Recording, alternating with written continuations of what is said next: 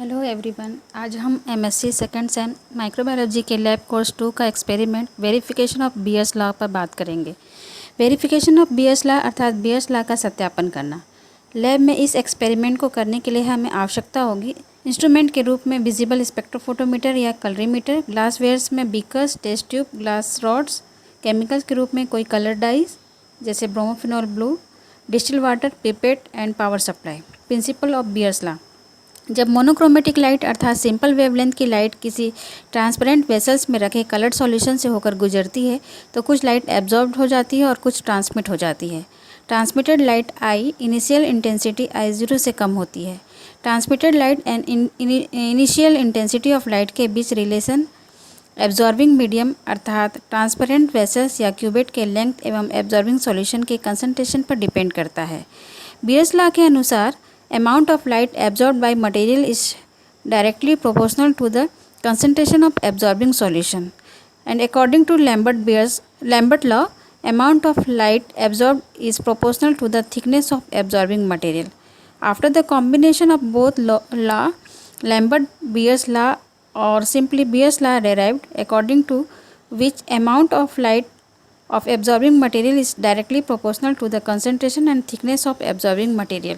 If the B, which is the thickness or path length of cubit, and Beer-Lambert law is obeyed, then a plot of extinction against concentration gives a straight line.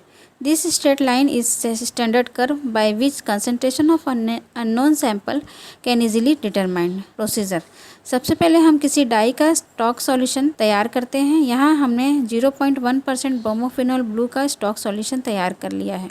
इसके बाद clean test tube die के concentration के range तैयार करेंगे, जिसके लिए 5 test tube लेंगे और सिंपल डाइल्यूशन मेथड द्वारा इसमें क्रमशः 1, 2, 3, 4, 5 ml bromophenol blue stock solution से डायरेक्ट लेकर पिपेट की हेल्प से डालेंगे।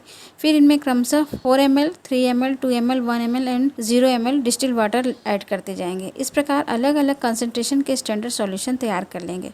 अब कलरीमीटर या स्पेक्ट्रोफोटोमीटर को ऑन कर लेंगे। इंस्ट्रूमेंट के वार्म अप होने के बाद स्टॉक सॉल्यूशन के पर्टिकुलर कलर के अनुसार सबसे पहले मैक्सिमम एब्जॉर्बिंग वेवलेंथ अर्थात लैम्डा मैक्स निकाल लेंगे और लैम्डा मैक्स वेवलेंथ सेट कर लेंगे।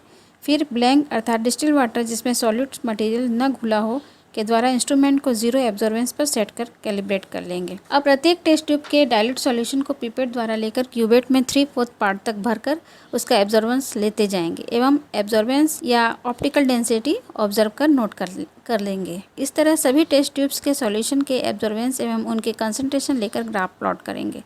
ग्राफ प्लॉट करते समय एक्स एक्सिस में कंसंट्रेशन एवं वाई एक्सिस में एब्जॉर्बेंस लेकर प्लॉट खींचते हैं, तब ओरिजिन से स्ट्रेट लाइन प्राप्त होती है। इस प्रकार आप ग्राफ द्वारा यह वेरीफाई कर सकते हैं कि जैसे जैसे कंसंट्रेशन इंक्रीज होता जाता है लाइट की एब्जॉर्बेंसी भी बढ़ती जाती है। इस एक्सपेरिमेंट को करते समय हमें कुछ प्रिकॉशन भी लेना है, जो इस प्रकार है। फर्स्ट, इंस्ट्रूमेंट को ऑन कर 10 से 20 मिनट तक छोड़ दें ताकि वह वार्म अप हो जाए।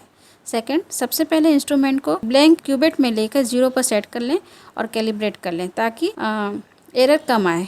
थर्ड, क्यूबेट को टिश्यू पेपर द्वारा हर बार रीडिंग लेते समय क्लीन करें एवं उसका ट्रांसपेरेंट पार्ट ही लाइट सोर्स के सामने रखें। फोर्थ, लाइट की वेवलेंथ नैरो रेंज अर्थात मोनोक्रोमेटिक ही होनी चाहिए। फिफ्थ, प्रत्येक डाइल्यूशन सॉल्यूशन को उसी सॉल्यूशन से रिंस करना चाहिए, न कि डिस्टिल वाटर से, ताकि उसका कंसंट्रेशन चेंज ना हो एवं एरर ना आए। एक्यूरेसी लाने के लिए सैंपल को 2 या 3 रेप्लिकेट लेकर एब्जॉर्बेंस लेना चाहिए ताकि एरर कम से कम हो सके। इंस्ट्रूमेंट क्लीन और ड्राई रखना चाहिए। Thank you.